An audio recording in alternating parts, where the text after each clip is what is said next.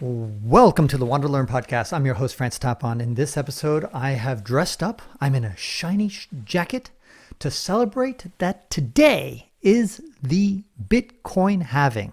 Now you're wondering, oh no, not again. France is talking about Bitcoin.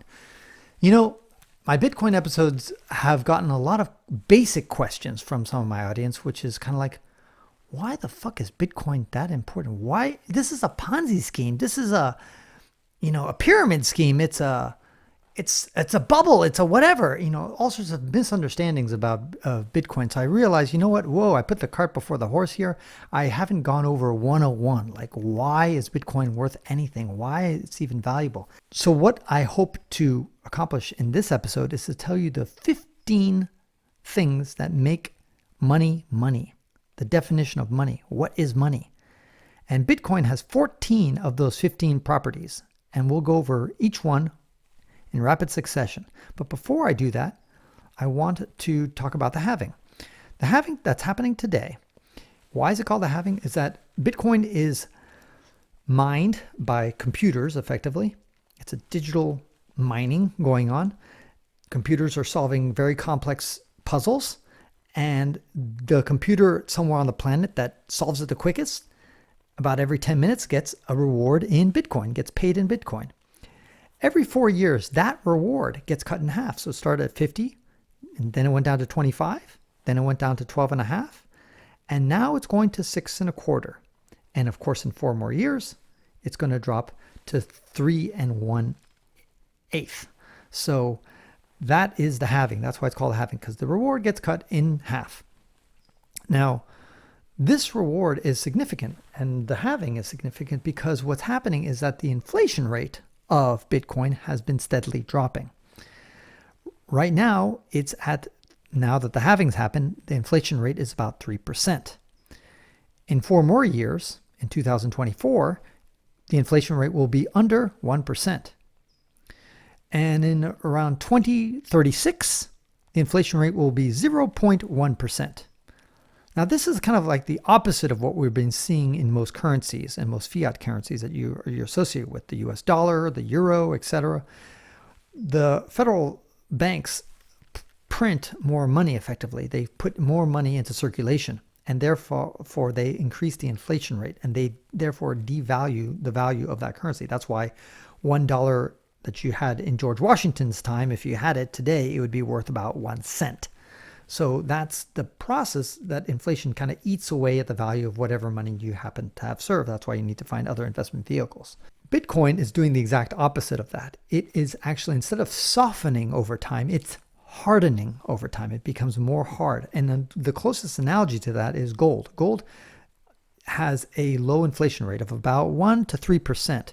And it's always been that way for centuries, because the amount of gold mining that can be done every year is very little compared to the amount of gold stock. Go see my Stock to Flow article to hear more about that. What I find so exciting about Bitcoin is that it's got this very hard monetary policy. So now let's go over the 15 points about what makes Bitcoin money. What are the 15 properties? And there's only one of the 15 that Bitcoin does not have. Okay, so let's go over the first 14, and I'll leave the 15th, the one it doesn't have, for last. First of all, it's scarce. Scarce because there's only 21 million Bitcoins that will ever be in circulation. Right now, there's approximately 18, 19 million that are in circulation, and they're pumping it out slowly but surely as a trickle for the next 120 years. We'll get those last 2 million Bitcoins that come into circulation. But effectively, it's extremely scarce. Number 2, it's durable. So money has to be durable, and Bitcoin is as durable as the internet is durable. In other words, yes, you can destroy the internet, but boy, is that going to be hard. So the same thing is destroying Bitcoin. It's very difficult to destroy Bitcoin because you have to destroy the internet to destroy Bitcoin effectively. It is a peer-to-peer money effectively. Number 3, portable. Money should be portable. Now, gold is not super portable because it's kind of a pain, but it is, something you can carry a few $1,000,000 in a suitcase. It's a very heavy suitcase, but you can do it. Bitcoin, of course, is super portable because it's just digital. So it can't get any more portable than that. You can actually carry millions and billions of Bitcoin just in your head, just memorizing it. Number 4, it's divisible. So money has to be divisible. Now, one of the problems that gold has is that it's not very divisible. One of the smallest units you can have is 1 gram. And 1 gram is worth about $55 or 50 euros right now and in today's prices. So if you want to, let's say, buy a cup of coffee, it's like handing somebody a $50 bill.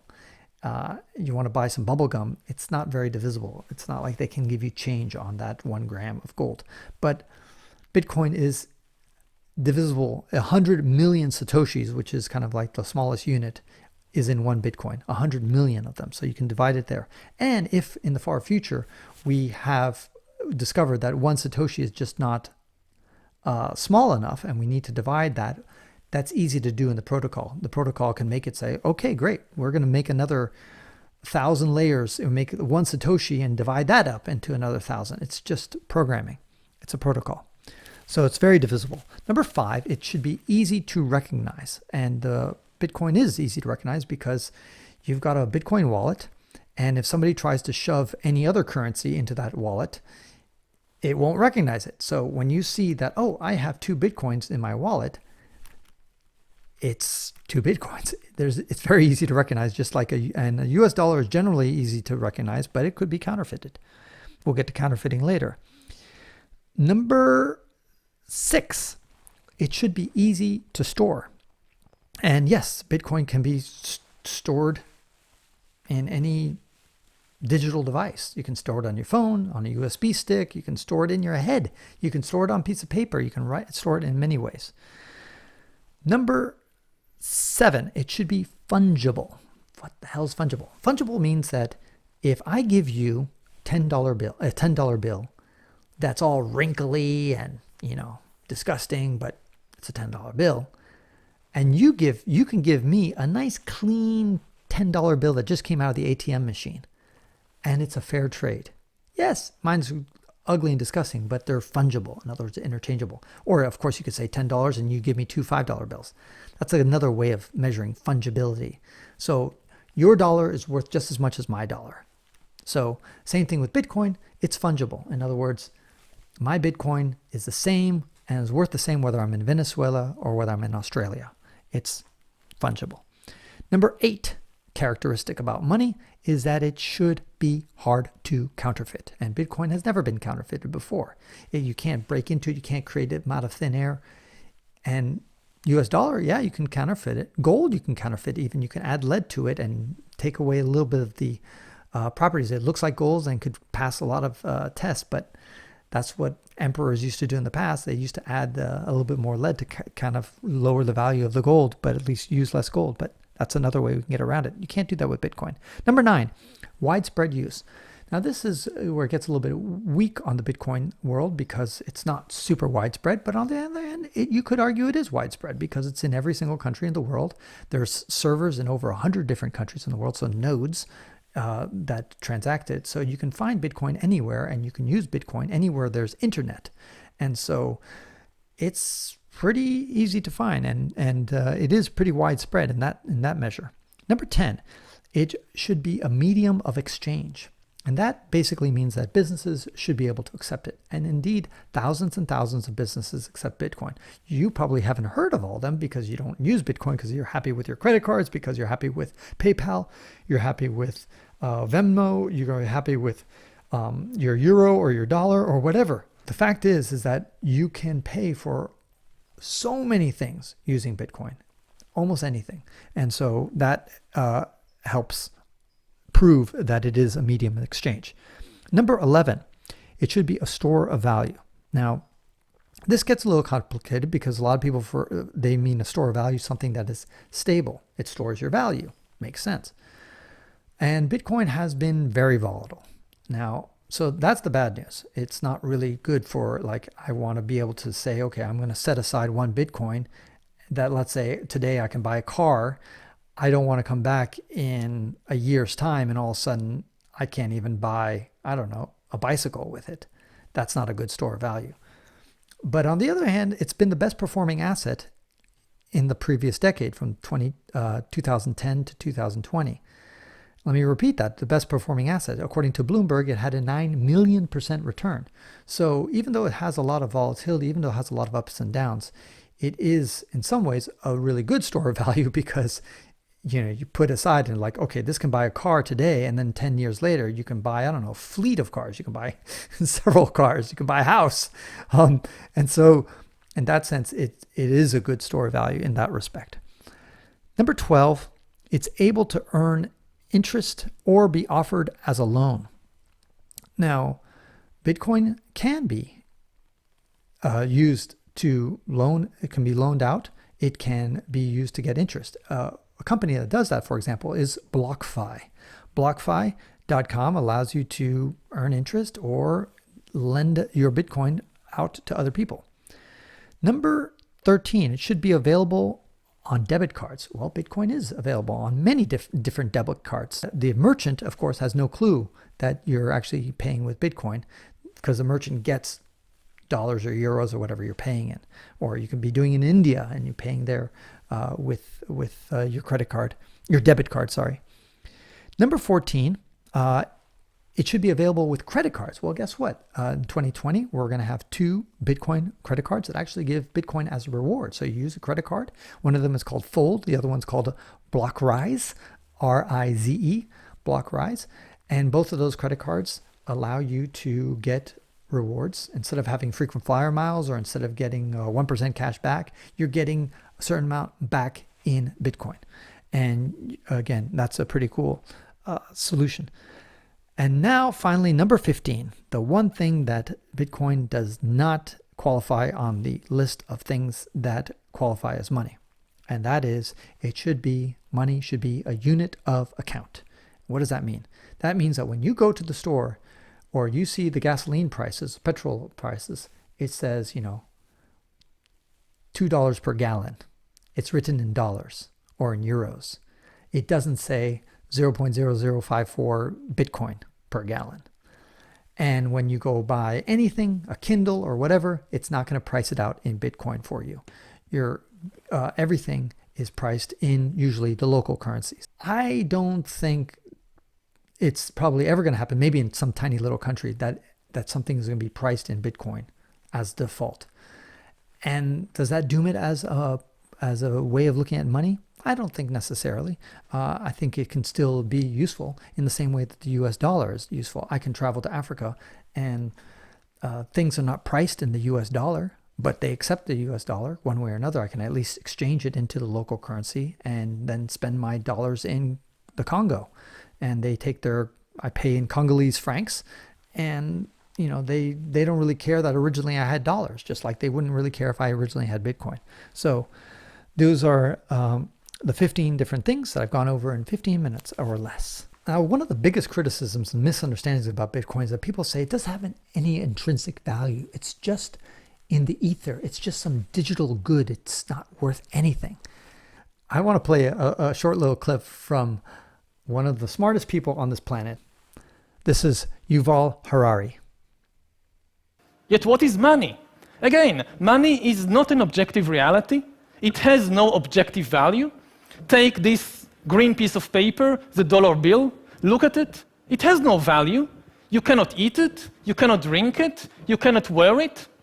But then come along these master storytellers, the big bankers, the finance ministers, the prime ministers, and they tell us a very convincing story. Look, you see this green piece of paper? It is actually worth 10 bananas. And if I believe it, and you believe it, and everybody believes it, it actually works. I can take this worthless piece of paper, go to the supermarket, give it to a complete stranger whom I've never met before, and get in exchange real bananas, which I can actually eat. This is something amazing. You can never do it with chimpanzees. Chimpanzees trade, of course. Yes, you give me a coconut, I'll give you a banana. That can work. But you give me a worthless piece of paper and you expect me to give you a banana? No way. What do you think I am, a human? Money, in fact, is the most successful story ever invented and told by humans, because it is the only story everybody believes. Not everybody believes in God. Not everybody believes in human rights. Not everybody believes in nationalism, but everybody believes in money and in the dollar bill. Take even Osama bin Laden. He hated American politics and American religion and American culture, but he had no objection to American dollars. He was quite fond of them, actually. Now, Eric Posner of the University of Chicago Law School, he said that, Bitcoin's not a Ponzi scheme. A real Ponzi scheme it takes fraud. And he said, by contrast, Bitcoin seems more like a collective delusion. And I'm like, absolutely. That's exactly what Bitcoin is. It is a collective delusion, just like every other fucking piece of money out here. They're all the same. In the end, ultimately, Bitcoin has value for the same reason any money has value, is that we have decided that it has value. And that's it. It's just that simple. And one day that could go away. That's true. All of a sudden, one day, the US dollar will be far less valuable than it is today. That day is going to come. Guaranteed, probably this century, maybe even this decade. But it's going to happen. And Bitcoin is here to stay, though, I think. And one of the things that really kind of got my mind to it, back in December of 2018, I think it was, when I was kind of finally seeing the Bitcoin price drop very dramatically from $20,000 to $3,200. I was investigating throughout the year as it was falling down. And I was so fascinated by how developers were just still very passionate about Bitcoin throughout the entire process. The entire decline was going on. And that told me, I was like, okay, this thing has legs. This is an ecosystem that's being built. And right at this point, it's too big to fail. Bitcoin is worth roughly $150 billion as a market cap. It has so many different companies behind it. So many different companies are plugging into it, using it one way or another. It is an enormous ecosystem. It's kind of like when Apple created the Apple Store for its iPhones. All of a sudden, a whole ecosystem built around the iPhone apps and the iPhone store. And same way, Bitcoin is just this thing that all of a sudden all sorts of things are getting plugged into and using it as a tool and as a way to kind of disrupt industries. And so that, I think, is very interesting. And it just indicates how entrenched already it is.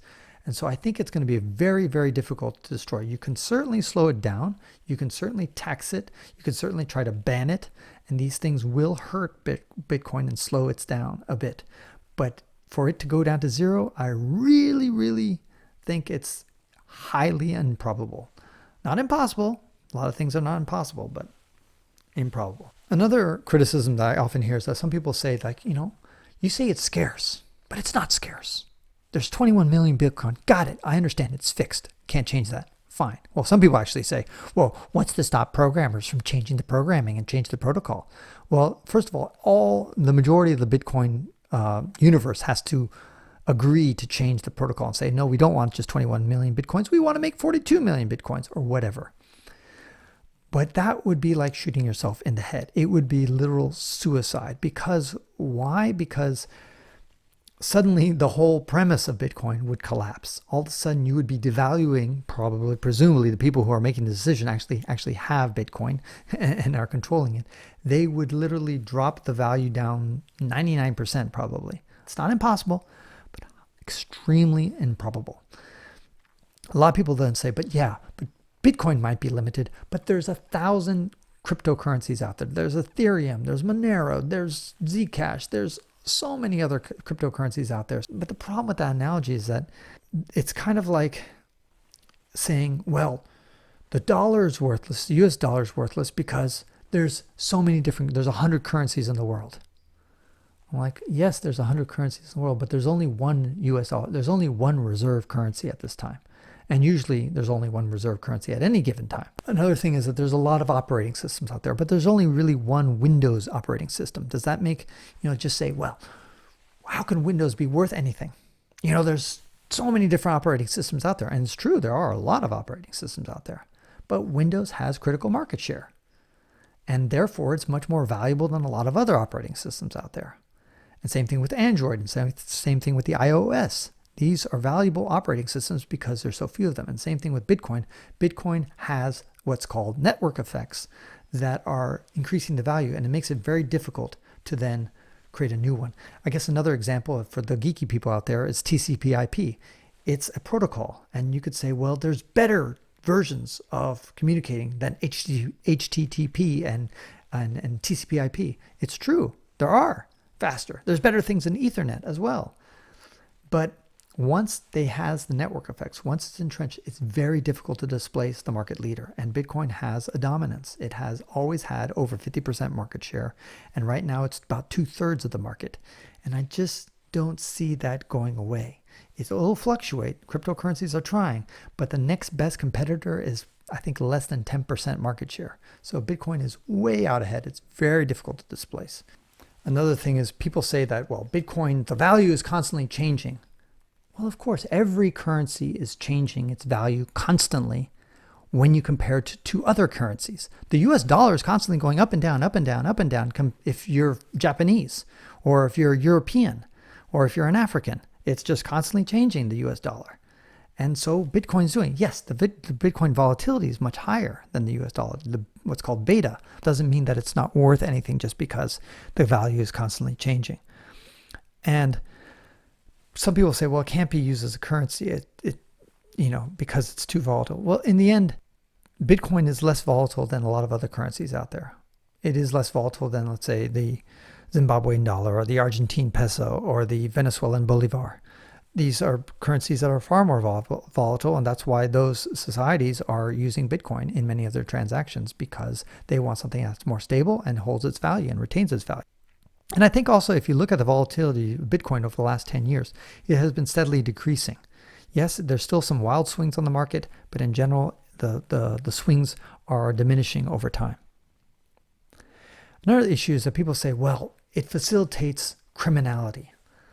And this stuff is changing because most criminals who are smart, and there's a lot of smart criminals out there, have been moving to two other cryptocurrencies that are much more private than Bitcoin. One of them is called Monero, and the other one is called Zcash.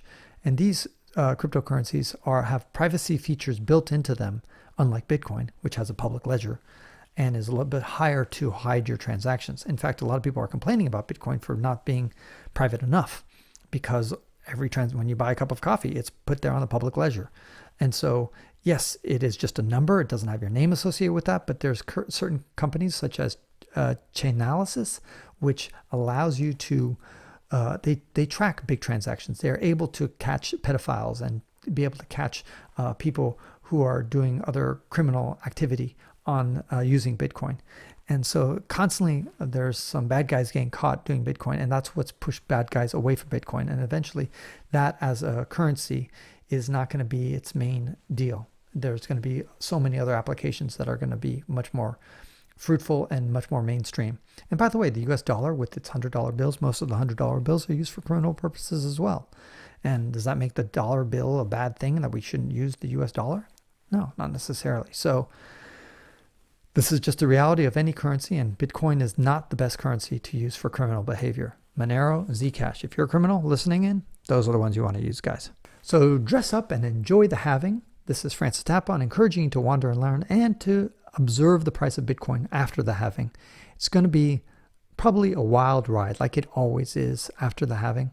And this is not financial advice, but I remember saying in December 31st of 2019, I said, next year, in other words, the end of this year, it's going to end at least above 10,000 and a 30% chance that it will end above 20,000.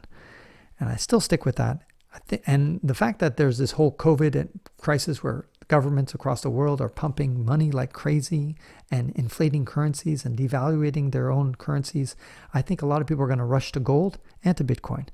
Already, Paul Tudor Jones, a billionaire, has decided to place a huge bet and characterize Bitcoin as, quote, the fastest horse out there to combat the Federal Reserve pumping up of a lot of money. So when Paul Tudor Jones, famous, prescient investor, makes that call about Bitcoin, it's maybe time that you should think about it. Just consider it. I think you'll be ahead of the game. And I'm telling people this because a lot of people look to me and wonder, why do I get to travel as much as I do? Why do I get to travel nonstop? Well, you have to make good investments so that if you make them wise enough, you can actually return from your travels with more money than you left. How cool would that be?